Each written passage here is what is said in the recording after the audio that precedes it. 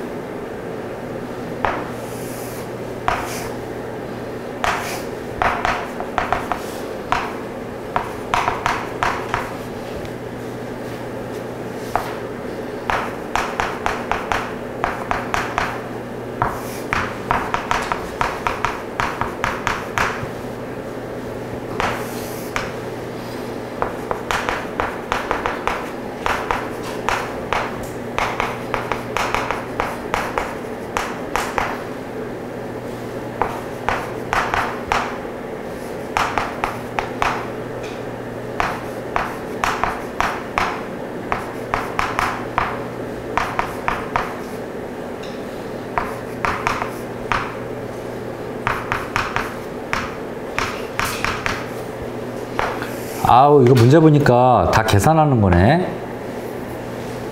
에휴, 하지 마세요, 여러분. 참고만 합시다. 자, 칠판 잠깐 볼게요. 철과 알루미늄 문제 이렇게 나와 있고, 야, 오히려 아까 내가 그걸 할 걸 그랬다.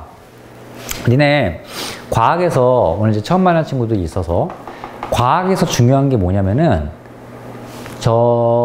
원소기호 잠깐. 이랬다 그래서 미안해. 원소기부터 먼저 보자. 지금 방금 원소기호가 있으니까. 철하고 알루미늄이 이렇게 있지만, 우리가 철과 알루미늄 보는 순간 그냥 원소기호가 떠올라야 돼. 그러니까 많이 외우면. 철은 원소기호가 뭐니?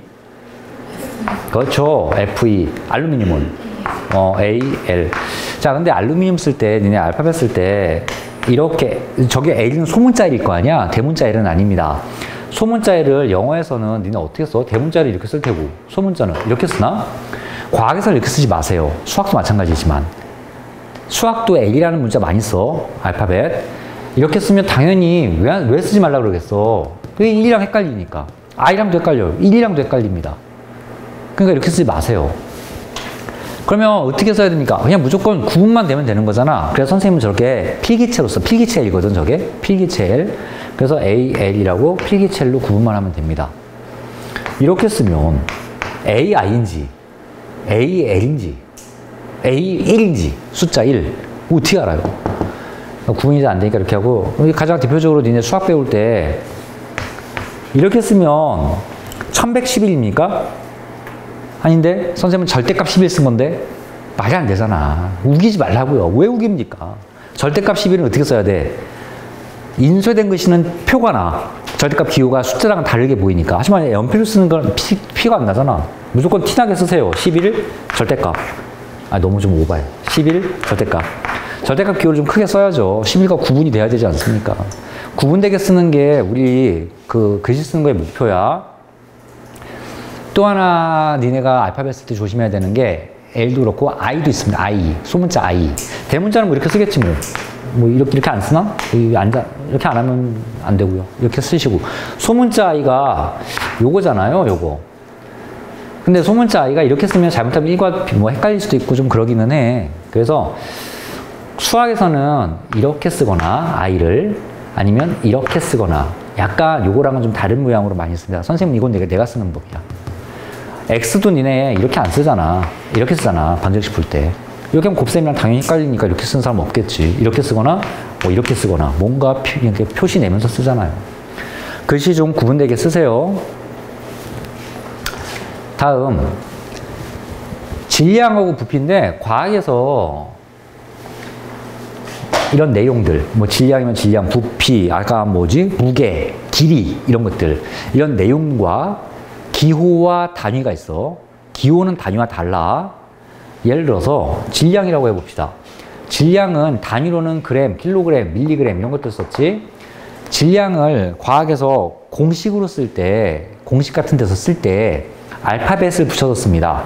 질량을 알파벳 뭘로 쓸까요? 질량의 영어를 생각해 보면 돼. 질량이 영어로 뭐야? 영어로. 우리 친구들 영어 점수 괜찮나? 질량 영어. 그냥 정리 좀 할까? 질량. 아까 무게도 있었지. 무게. 길이. 뭐 있었지? 부피. 시간. 참고예요, 참고. 뭐 적을 필요도 없습니다. 아니, 적으려면 적고. 당연히 좋아하면 좋지. 또 우리가 뭐 알아야 되는 게 뭐 있지? 대충 이 정도 할까요? 질량은 영어로 mass입니다. mass. M-A-S-S. 그래서 기호로 이렇게 쓰고요. M. 무게는 영어로 weight예요. weight. W-E-I-G-H-T. 그래서 W로 쓰는데요. 자, W도 사실 대문자 W가 있고요. 대문자 W는 선생님 같은 경우는 이렇게 씁니다. 왜냐면 이렇게 쓰면 야, 이게 대문자 W인지 소문자 W인지 모르잖아. 그러니까 대문자는 이렇게 쓰고요. 소문자는 필기체로 씁니다. 필기체로 이게 필기체거든. 필기체로 W 쓴 거거든. 그래서 W를 이제 요딴 식으로 씁니다. 무게는 소문자로 써요. 그래서 W로 이렇게 쓰고요. weight. 길이는 알지? 아이씨, 안 물어볼래, 이제. 길이가 length입니다, 영어로. 또는 distance도 길이야. 거리, 길이. 그래서 길이는 A라고 표현할 때도 있고요. 경우에 따라 문제에 따라서 D라고 표현하기도 하고, D라는 문자와 A라는 문자를 다른 데 쓰면은 S로 표현하기도 합니다. 자, 부피는 영어로 볼륨이에요. 근데 부피는 V를 대문자로 써. 소문자로 안 씁니다. 대문자는 부피고요. 소문자는 그래서 이것도 필기체로 써. 이렇게. 요 소문자. 이게 뭐냐면요. 속도예요. 소문자 필기체. 벨로시티거든. 속도가 영어로 벨로시티. 그래서 V를 따서 쓰고. 속도와 속력은 다릅니다. 속력은 영어로 스피드. S를 따서 씁니다. 스피드. 소문자 스피드예요. S예요. 참고로 소문자에 쓰는 나는 이렇게 써. 이건 선생님 방법이야. 대문자에 쓰는 이렇게 씁니다. T를 내줘요. 얘처럼. 이렇게 대문자를. I도 이렇게 T를 내주듯이. 자, 나는 이렇게 쓰니까 너희들도 알아서 만들어 보세요. 시간. 타임. 소문자 T가 있고 대문자 T가 있겠지. 그래서 타임은 주로 소문자 T를 쓰는데 T도 쓰는 법이 두 가지입니다. 과학에서. 어떤 선생님들은 이렇게 쓰시고요. 어떤 선생님들은 나처럼 이렇게 쓰고요. 이렇게 쓰는 선생님은 제가 10명 중에 1명 정도 계시는데 쓰지 마세요. 당연히 덧셈이잖아. 네, 헷갈리잖아. 이렇게 쓰지 마시고 이거 아니면 이거로 쓰면 됩니다. 선생님은 저렇게 써요. 소문자. 대문자 T도 있습니다. 대문자 T는 누구한테? 온도한테 부여합니다. 온도가 영어로 temperature거든. 얘들이 뭐냐면 첫 줄에 들어간 게 요게 기호야, 기호. 기호는 알파벳으로 그냥 불러줍니다. M, W, L, D, V 이런 식으로. 압력은 P라고 씁니다. pressure, P. 니네 그 보일 법칙 할 때 그래서 P 곱하기 V는 일정 이거 배웠지. 그래서 이게 압력과 부피 곱하면 언제나 일정하다. 공식 같은 데 쓰는 거예요. 이런 식으로 기호로. 근데 이 각각에 따라서 단위는 각각에 따라서 단위는 알파벳을 읽어주면 큰일 나죠. 선생님 키가 180, 아까 키 했으니까, 무게가, 선생님 몸무게가, 이거 되게 웃기죠? 선생님 몸무게가 77kg입니다. 틀렸죠? 선생님 이건 질량을 얘기하는 겁니다. 선생님 몸무게는 77kg 중, 이렇게 얘기하던지. 자, 근데 다 좋은데, 선생님 질량이 77kg야. 이렇게 하면 미친놈 같잖아. 단위는 고유한 이름이 있어, 언제나. 딱 하나 빼놓고 이름이 있어. 그래서 kg라고 안 읽죠. 질량의 기본 단위는 뭘까요? 킬로그램, 아까 잠깐 봤는데요. 질량은 킬로그램을 기본 단위로 씁니다. 얘가 기본이고 이거보다 뭐 1000분의 1면 킬로그램, 그거에 다시 1000분의 1면 밀리그램 등등으로. 무게는 아까 봤죠? 킬로그램 폴스 또는 킬로그램 중, 대표적으로 뉴턴, 이런 거. 이런 세 마리가 다 무게 단위. N이라고 안 하잖아. 뉴턴이라고 있잖아. 길이는 기본 단위가, 야, 요거는 미터야. 요거는 M이라고 하는 거고, 기호로 쓸 때와 단위로 쓸 때가 같은 의미지만 다르죠. 미터라고 하고, 미터라고 읽어야죠. 부피 지금 아까 잠깐 봤죠? 밀리리터, 리터, 뭐 있었냐? 세제곱 센티미터, 세제곱 미터 등등등. 이런 것들이 부피의 단위.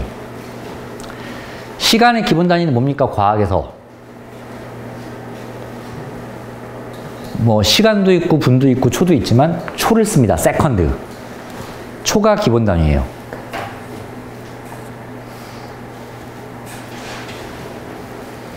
이것도 좀 그렇죠. 시간이라고 우리말로 이렇게 하면 영어로 두 가지 의미가 있어. 영어로 hour, 1시간, 2시간, 3시간도 우리말로는 그냥 시간이라고 하잖아. 근데 영어로 야, 너 시간 있어? 할 때 그건 또 타임을 얘기하지. 그러니까 우리말로 시간이라고 하면 사실 중의적 의미야. 이건지 이건지를 먼저 좀 찾아야 돼. 좀 애매하긴 하죠. 속도와 속력은 의미가 좀 다릅니다.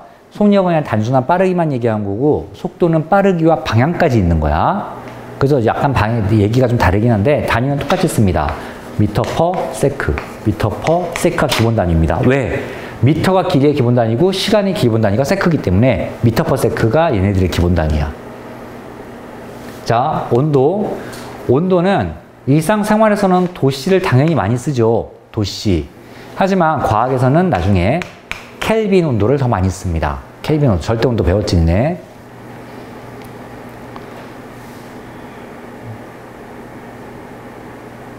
이거 말고도 많이 있습니다. 예를 들어서 뭐 전하량, 전압, 뭐 전류 등등등도 있고요. 압력도 없고요. 지금 압력도 더 써야 되고 많아. 그래서 그런 거 언제 한번 배울 때마다 이런 식으로 정리해 가면 굉장히 좋습니다. 아, 밑에 이게 뭐예요? 밑에 얘네들이 단위예요. 단위.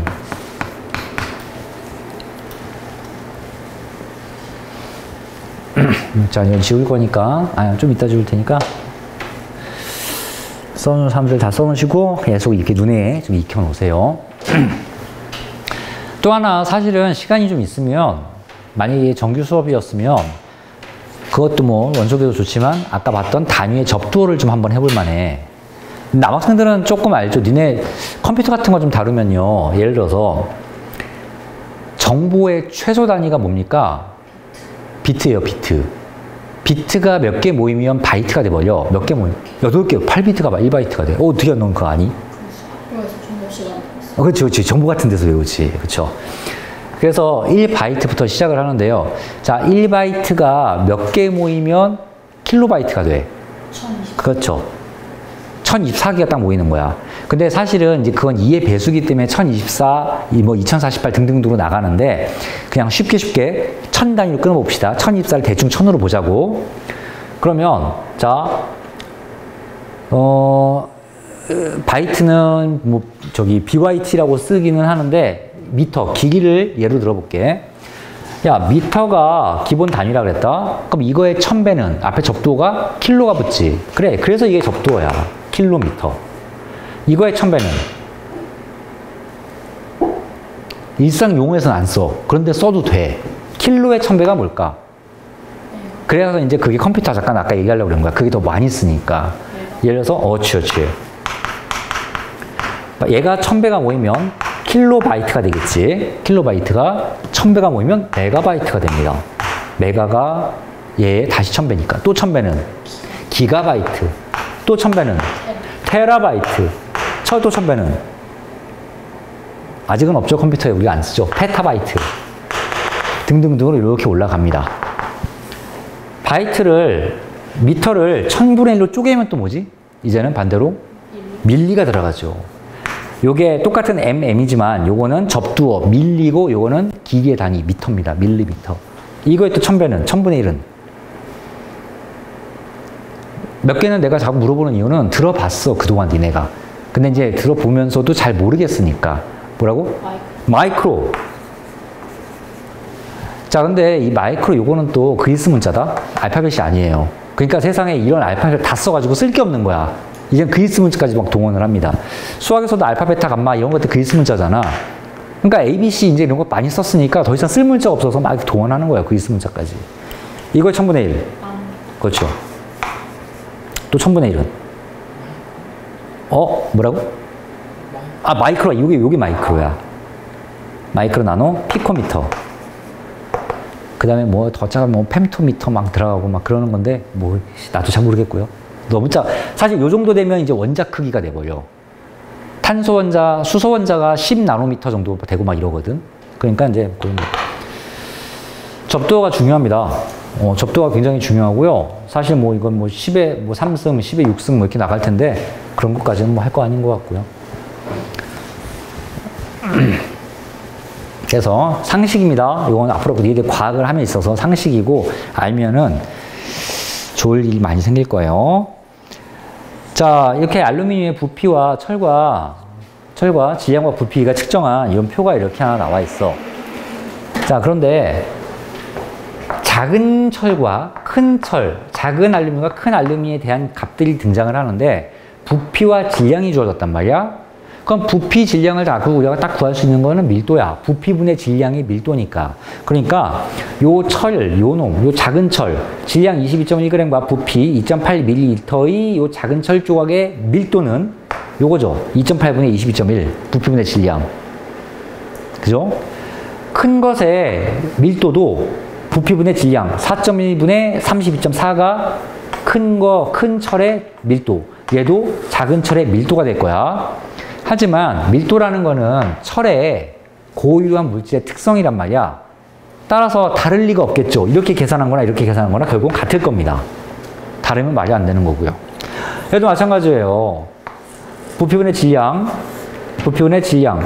아니, 작은 조각, 큰 조각이나 결국 밀도는 같겠지요. 이런 식으로. 자, 기억번 봅시다. 보기. 밀도를 비교하면 철과 알루미늄을 구분할 수 있다. 구분할 수 있죠. 왜? 밀도는 물질의 특성이니까. 기억 맞네요. 니은. 물질의 질량이 같을 때 부피는 철, 알루미늄이다. 이거 계산을 좀 해야 되는데요. 뭐 좀 계산 할 만한 거 없나? 질량이 같을 때. 그냥 대충 이거 봅시다. 야, 우리가 물질의 질량이 같을 때 부피가 누가 크냐만 비교하면 되잖아. 그럼 사실은 밀도를 계산하거나 뭔가 숫자를 좀 맞춰야 엄밀하게 할 수가 있어. 근데 사실 야, 딱 봐도 22.1, 7.1. 야, 요거에 곱하기 3 정도 하면 7.3에 곱하기 3 정도 하면 대충 22.1 비슷하게 안 나오냐? 대충 나오지. 그럼 여기도 3 해봅시다. 곱하기 3. 2.7에 곱하기 3. 오유, 똑똑하네요. 2.8보다 훨씬 크지? 자, 질량을 대충 비슷하게 맞췄더니 부피는 얘가 훨씬 커져. 그러면 이제 이 문제 답을 할 수 있지. 그 정도만 계산해도. 그러니까 굳이 정확하게 계산 안 해도 이 문제는 풀 수 있다고요. 니은번. 질량할 때 부피는 알루미늄이 훨씬 큽니다. 니은 맞았네요. 철 조각을 반으로 자르면 밀도가 작아집니까? 야, 반으로 자르든 2배가 되든 무엇이 밀도가 왜 변합니까? 밀도는 물질의 특성이기 때문에 크기랑 상관없어요. 리얼. 알루미늄을 가열하여 액체 상태가 되더라도 밀도는 달라지지 않는다. 야, 이게 고체, 액체, 기체는 물질의 상태가 달라지면 밀도가 달라집니다. 부피가 변하기 때문에. 그래서 이거 말이 안 되는 거죠. 같은 상태에서 얘기해야죠. 왜 이걸 액체로 만들고 그럽니까? 답이 1번이고, 자, 2번 문제. 아르키메데스가 왕관 같은 질량의 순금과 순을 준비한 다음 강하게 각각 놓고 먼친 물의 양을 봅시다. 간단하게 선생님은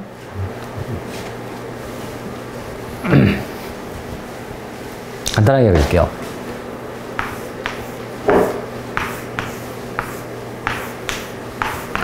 순금을 넣었더니 물이 이만큼 흘러넘쳤대. 은을 넣었더니 물이 이만큼 흘러넘쳤대. 그러면 같은 부피의 왕관을 순금으로 만들었다면 밀도가 똑같을 테니 물이 이만큼만 넘쳐야 하는데 그림 보니까 조금 더 넘쳤죠. 금과 은 사이를 물이 넘쳤죠. 그 말은 그 왕관에 은이 섞여 있구나. 당연히 그렇게 알아내는 거겠지. 그래서 옳지 않은 거 1번. 넘친 양은 물의 양은 물질의 부피를 나타낸다. 맞습니다. 2번. 순은의 부피가 가장 크다. 맞죠? 그러니까 물이 넘친 물이 가장 많죠. 저렇게. 3번. 왕관의 밀도가 순금의 밀도보다 크다. 왕관의 밀도와 순금의 밀도를 좀 비교합시다. 그러면 부피분의 질량인데 얘나 부피는 똑같다고 했죠. 부피가 똑같은 게 아니라 같은 질량이라 그랬죠. 그렇죠. 첫 줄에 같은 질량이라 그랬죠. 얘가 똑같습니다. 그럼 뭐가 달라요? 왕관의 부피가 더 크다는 거잖아. 왕관의 부피가 커. 얘는 부피가 작은데 부피가 크면 밀도는 분모니까 작게 됩니다. 왕관의 밀도가 더 작네요. 금보다 왕관의 밀도가 작다는 뜻이죠. 답이 3번이네요. 옳지 않은 거. 자, 넘어갑시다, 이제. 14페이지 문제의 특성입니다. 이제 여기부터 또 잘 봅시다.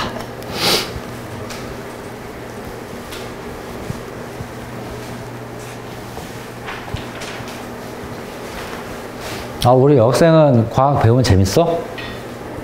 오, 그래. 어? 아니야? 그건 아니야? 아니, 얘 아까 2학년 거 좀 배웠다면서.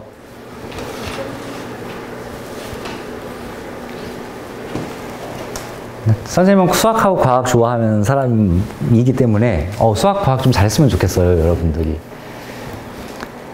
너희들이 앞으로 꿈이 뭔지 뭐가 되든 수학, 과학 잘해야 좋은 대학 갈 확률이 훨씬 큽니다, 훨씬. 그러니까 수학, 약학 열심히 하세요. 수학, 과학 잘하면 좋은 대학 간다, 그렇게 생각하면 됩니다.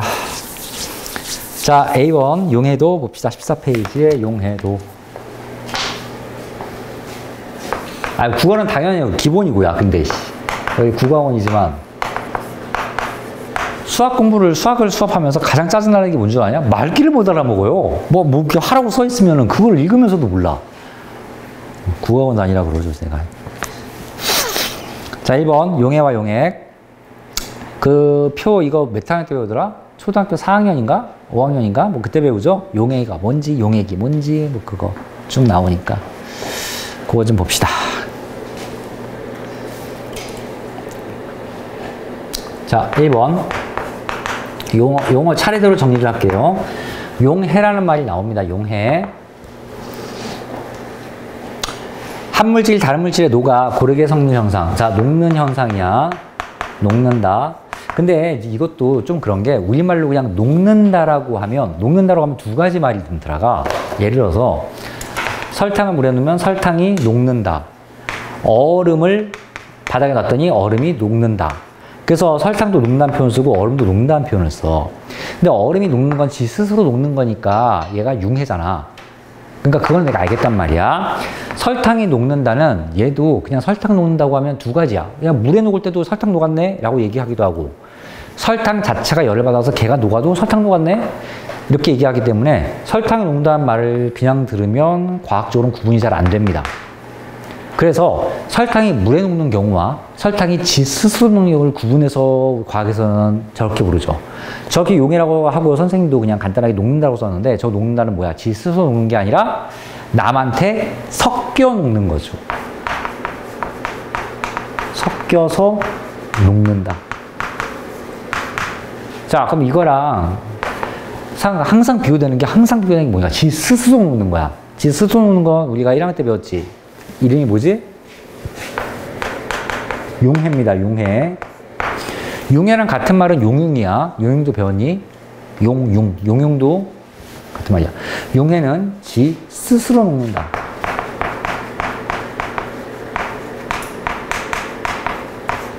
지 스스로 녹는 걸 용해라고 합니다. 다음.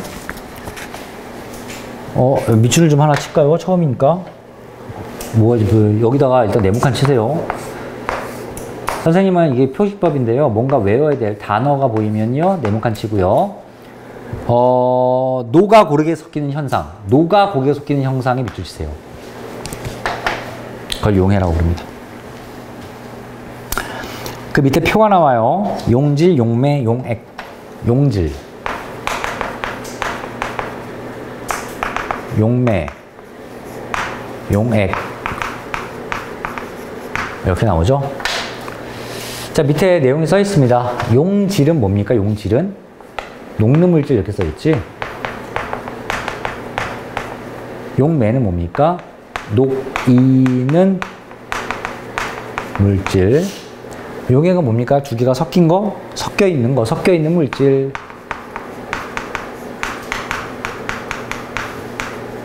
이렇게 써 있죠? 자, 또 펜 들고요. 용질 네모칸. 밑에 녹는 물질 밑줄. 색깔 좀 바꿔서 쓰세요, 여러분들도. 색깔 펜 좀 갖고 다니면서. 용매 네모칸, 녹이는 물질. 용액,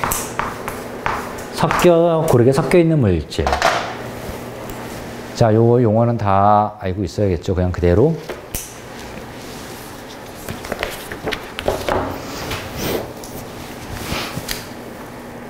우리가 흔히 용매, 용지라면 우리가 액체나 고체, 즉 물에, 예를 들어서 물에 설탕을 집어넣으면 설탕물이 되고 설탕이 싹 녹지, 설탕이 물에 녹는 용해 현상이 일어나서 설탕물이라는 용액이 만들어지지, 또는 소금에 물을 집어넣으면 소금이라는 용질이 물이라는 용매에 녹는 용해 현상이 일어나서 소금, 물이라는 용액이 만들어지지. 자, 그래서 우리가 흔히 용질을 이런 거, 고체 덩어리들, 용매를 이런 액체를 생각하기도 하는데 사실 용질과 용매는 고체, 액체, 기체 가리지가 않아. 그런 거 없어. 기체에 기체가 녹아도 되고 고체가 기체에 녹아도 되고 액체가 기체에 녹아도 돼.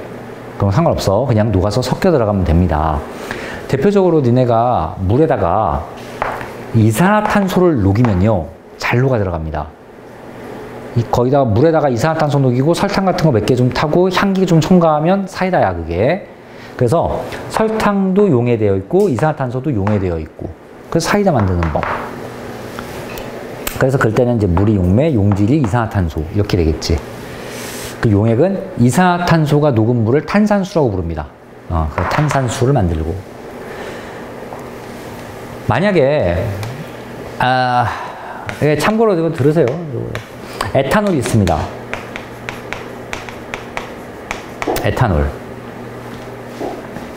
에탄올이 뭐냐면 술이에요. 술. 에탄올이 술. 여기다 물 타면 술이에요. 그럼 물, 이만큼 물에다가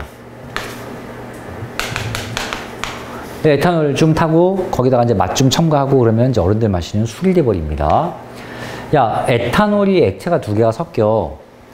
그럼 이것도 용해라는 말을 씁니다. 어떤 한 물질이 고르게 섞여서 들어가면 이것도 용해 현상으로 보는 거니까. 그러면 딱 봐도 물에 에탄올이 섞여 들어가는 것 같지. 그래서 얘가 용매, 얘가 용질 이렇게 돼. 자, 근데 만약에 이 정도 에탄올을 야, 요런 물과 섞어. 그럼 뭐냐? 에탄올에 물이 섞이는 것 같지 않니? 양 딱 보니까. 그럴 때는 에탄올이 용매가 되고요. 얘가 용질이 됩니다. 고르게 섞여요. 자, 그러면 이런 물과 요 정도 물과 요 정도 같은 양의 에탄올을 섞으면은 누가 용매고 누가 용질이냐? 구분 없습니다. 양이 같을 때는 구분을 하지 않아. 그냥 두 개 섞인 용액이 돼버려. 참고예요. 참고로만 드시고요. 고체, 액체 이런 건 상관없다.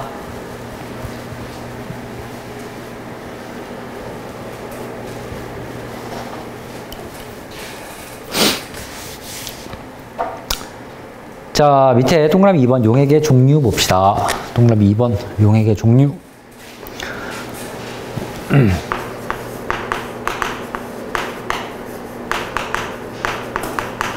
첫 번째, 포화용액.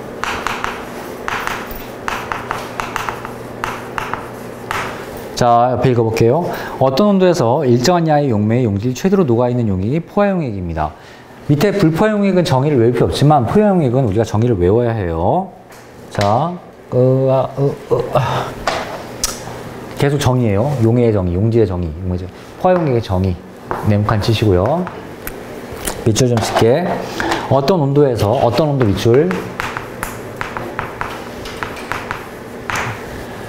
포화는 온도에 따른 함수예요. 그러니까 온도에 따라 변해.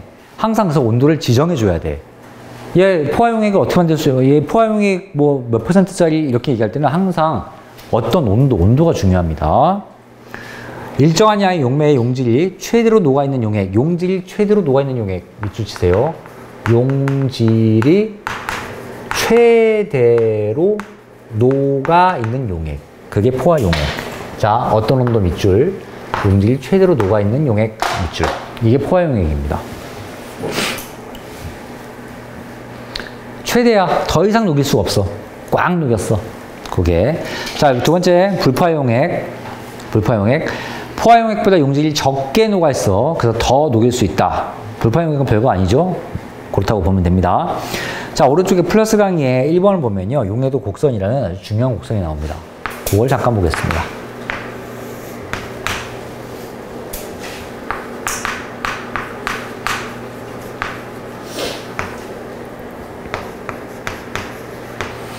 자, 이게 0이고요. 오른쪽으로 갈수록 온도가 증가하는 거고 위로 갈수록 용해도라는 게 증가해. 용해도는 좀 이따가 볼 거야. 자, 그럴 때 우리가 이제 이거 생각해 보자. 니네가 겨울에 코코아를 타먹는다고 할 때 당연히 찬물에는 코코아 가루를 넣어도 잘 안 녹는데 뜨뜻한 물에는 코코아 가루가 굉장히 잘 녹는단 말이야. 그래서 우리가 경험적으로 따뜻한 물에는 뭔가가 잘 녹는구나, 잘 섞이는구나를 알아. 당연히. 자, 온도에 따라서 녹는 게 좀 다르다라는 거야. 녹는 게. 그래서 내가 온도를 높여가면서 얼마나 잘 녹느냐를 한번 체크를 해봤어. 그랬더니 이런 그래프가 되어지더래. 자, 직선도 아닙니다. 직선도 아니고요. 참고로 얘는 예를 들어서 내가 이렇게 그렸지만 이렇게 되기도 하고요. 직선도 있고요. 그냥 평행선도 있습니다. X축과 평행한 이런 애도 있습니다.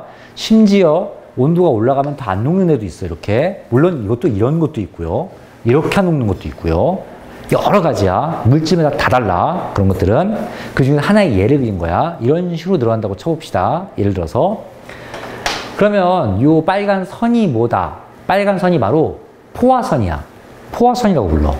포화선.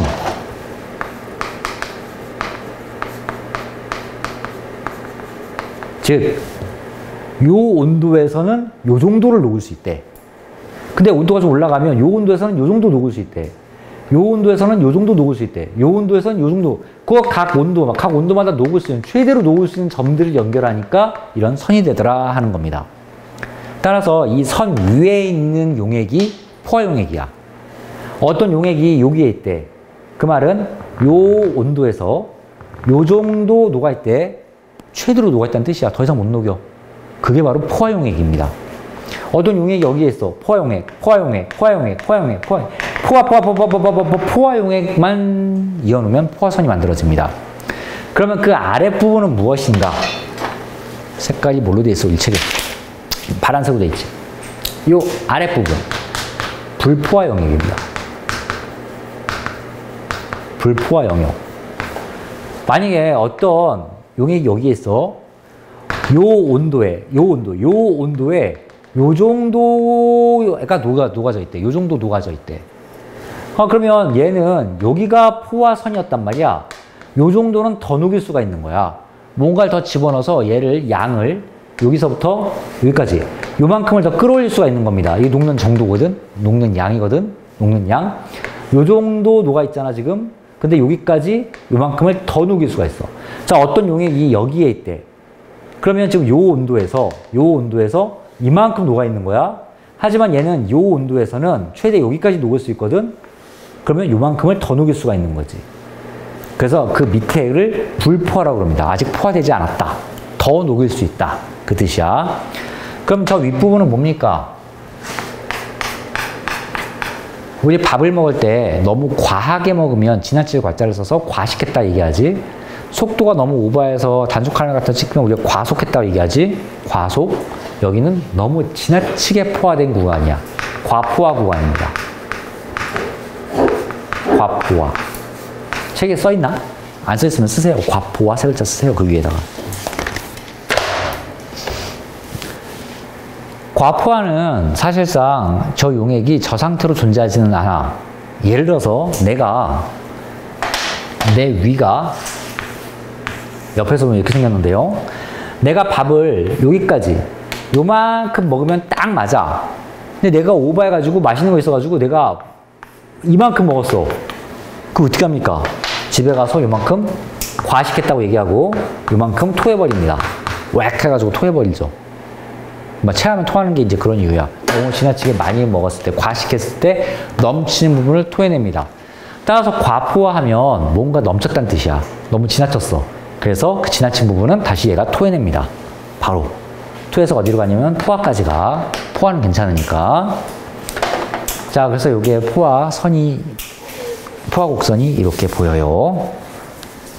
다시 본문으로 와서 이제 용해도를 봅시다. 그래서 요 용해도가 도대체 무엇인지. 2번 용해도.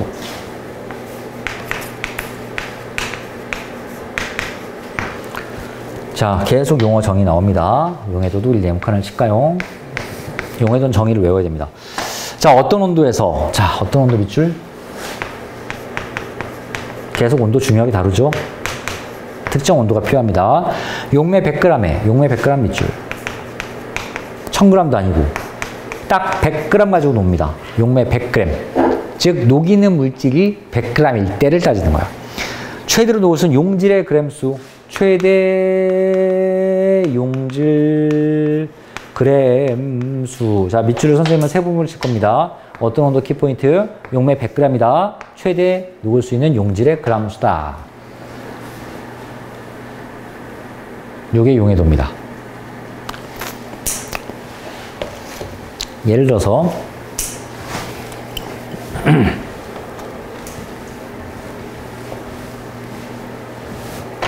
사실 소금은 굉장히 잘 녹아, 용해도가. 근데 소금 말고 설탕으로 해서 이제 예를 해볼게요. 집에, 자, 이제 이게 물 100g이에요.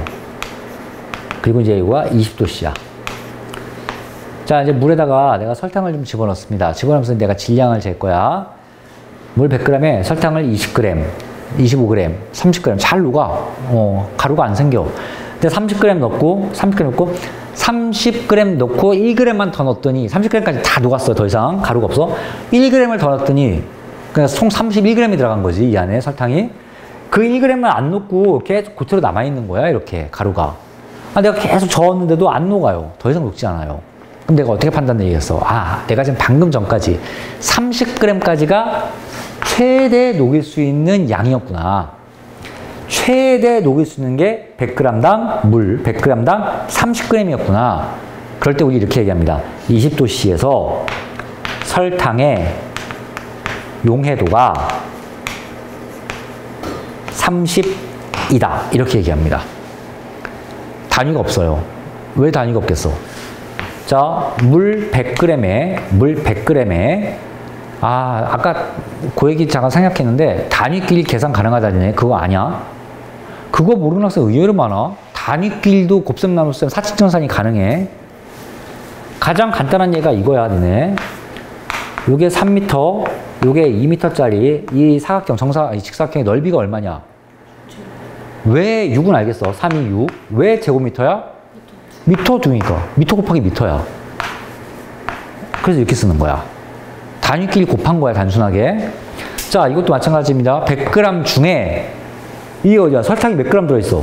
30g 들어있대. 그램 약분입니다. 단위가 사라져버려요. 근데 왜 0.3이 아닙니까? 아유, 정의가, 이 용해도의 정의가 용매 100g에 들어있는 그램 수야. X g이라고. 그 X 구하는 거야. 거기다가 만약에 X에다 30g이라고 얘기해버리면 30g g이야. 말이 안 되잖아. 우리 이 X에 들어가는 숫자만 보는 겁니다. 자, 그래서 이 30만 보는 겁니다. 100g에 30만 딱 생각하면 됩니다. 그 용해도가 30이다. 이렇게 얘기하는 거야. 자, 근데 내가 아유, 그렇구나. 근데 찬물에는 잘 안 녹는 거 내가 아니까 온도를 좀 올려봤어. 그래서 얘를 뜨끈뜨끈하게 빨간색으로 아까 뜨끈뜨끈하니까 똑같은 100g에 온도를 좀 올려봤습니다. 몇 도를 할까요? 50도까지 할까요? 50도? 여기 좀 가열을 해봤어. 그랬더니 아까 그 조각도 다 녹아버렸습니다, 이제. 그 내가 이제 더 막 녹였더니 설탕이 80g까지 들어가. 그 80g까지 잘 녹고 1g을 더 넣었더니 이제 그때부터 가루가 생겨. 아, 80g까지 최대 녹을 수 있구나. 그럼 50도씨에서 설탕의 용해도는 얼마다? 80이다. 이렇게 얘기할 수 있다는 거지. 자, 이게 용해도입니다. 어떤 온도에서? 용매 100g에 최대로 녹을 수 있는 양. 자, 동그라미 1번 볼게요. 동그라미 1번. 온도와 용매가 같을 때 물질의 용해도는 일정한 값을 나타내므로 물질의 특성이다. 물질의 특성만 밑줄 치세요. 용해도는 물질마다 다 다르고요. 그래서 물질의 특성이다 보면 됩니다. 자, 2번 보세요. 동그라미 2번. 물질의 종류에 따르므로 물질을 구분하는 데 이용할 수 있다. 이건 밑줄 안 칠게요. 물질의 특성이 물질 구분하는 데 쓸 수 있는 거 아닙니까? 간단하죠? 고체 용해도는 좀 쉬고 이제 해봅시다.